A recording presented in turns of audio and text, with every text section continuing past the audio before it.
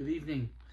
So it's late on Saturday. I did my Deacon Jodi daily earlier on the reflection on the readings, and I indicated that I may be doing a video later today, and I didn't indicate what it would be about. Well, here it is. And if you enjoy this video, I encourage you to share it as far and wide as you can. Share it by email. Share it on any platform you're on, because this is a very, I think, a very important video. And I have some ideas that if they can get some legs, it may make some sense.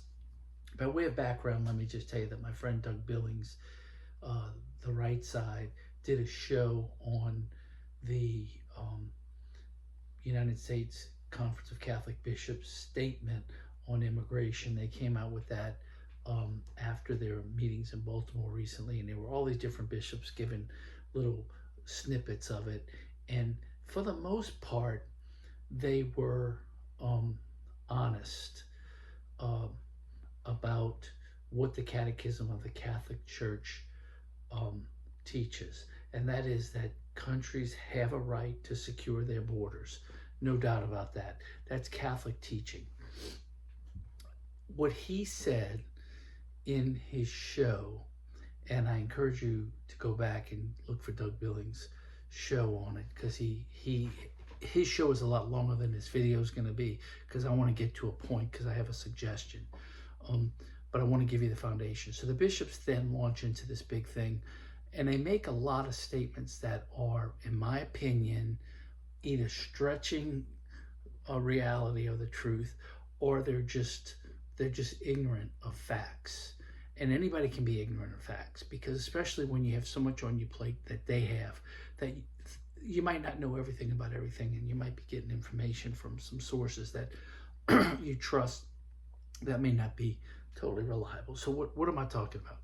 Well, when you say things like Jesus was an immigrant, and so we should let all immigrants in.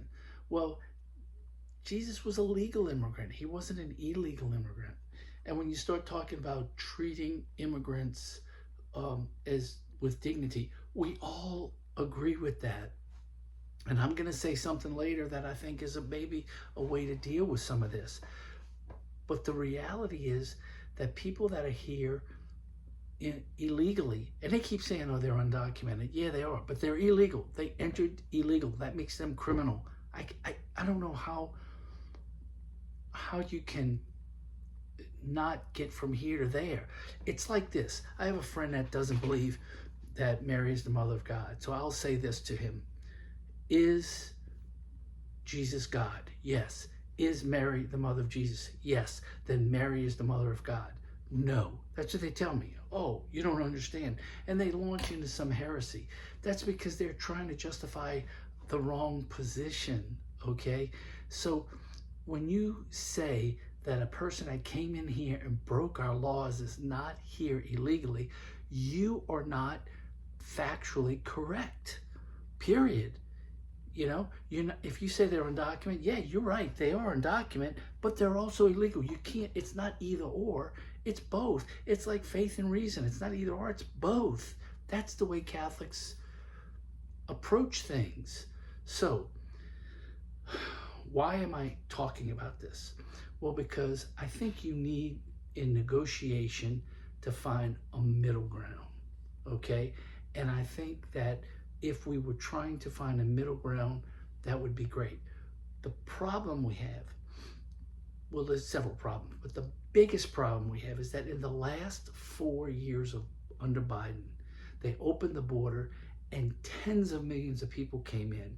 And what happened, it crashed a lot of our systems, because when you add that many people into a school system, a health system, all of a sudden you can't support it.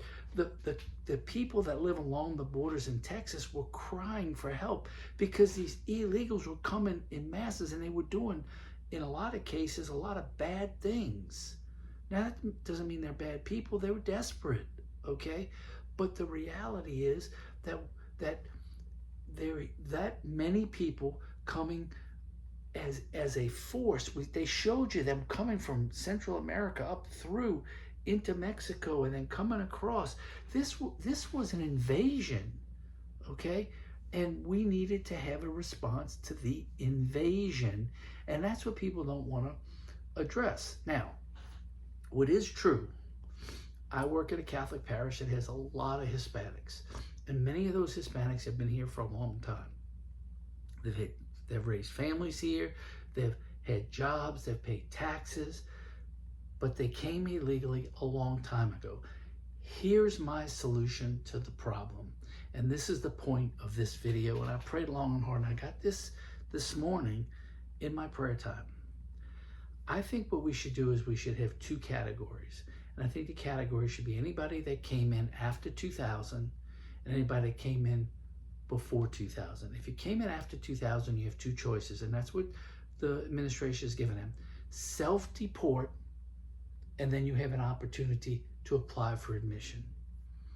I think that's fair. Or if we have to send you back, you can't come back. You're not going to get a green card. I think that's reasonable. I think that's giving people an opportunity to undo the bad they did. And they may have done the bad under false pretenses. I'm not judging. I'm only trying to take a bad situation and figure a way out of it. Now, what about those people that were here before 2000? Let's take them look at them as individuals and then see what they've done since they've been here.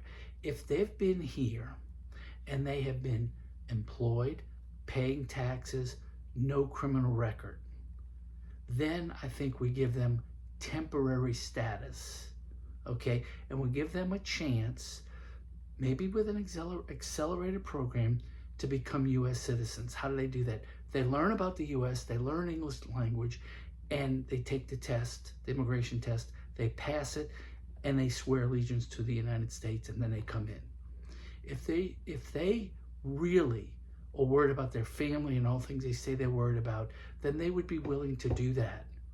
Now, if they predate 2020 and they have a criminal record, then they have to go back. They can self-deport and make an application to come back. Or they're going to be deported.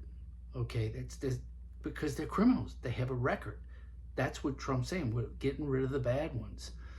If they have come and they haven't worked, they haven't gotten a job, they don't have a social security number, and they're on the public dole, they can self-deport and make application to come back. If they don't self-deport and they get caught, they go back. So that's my proposed solution. Two categories: pre-2020, post-2020. Pre-2020, the good guys get a chance, temporary status, while they go through the process of becoming a citizen and do the things that they have to do, take the test and all that stuff. The post-2020, they can self-deport and have a chance to come back legally, or they get deported and they don't get a chance to come back. I think that is a reasonable solution to a very difficult problem. Now, if you have different ideas, please send them to me. I want this video to get to elected officials in Washington who can then propose this as a reasonable solution, because everybody keeps saying we want to have a fair immigration policy. Here it is. Here it is. And I think if we have reasonable minds talking through this, they can use this as a template and then expand on it, modify it, tweak it, because I don't know all the legal stuff that goes on in Washington, you know, the immigration numbers and all that. This is a broad general policy that I think would work. So this is a very important video. I hope you share it, and I hope you share it every way you know how. So that I'd love for this to go viral and get to Trump some kind of way. And then Trump can say, oh, I have a proposal, and it could be his. I don't need it to be my proposal, because it didn't come from me. It came in my prayer time. So with that, I'm going to sign off, and I'm going to remind everybody that I pray for you, you pray for me, and let's get this done. God bless everybody.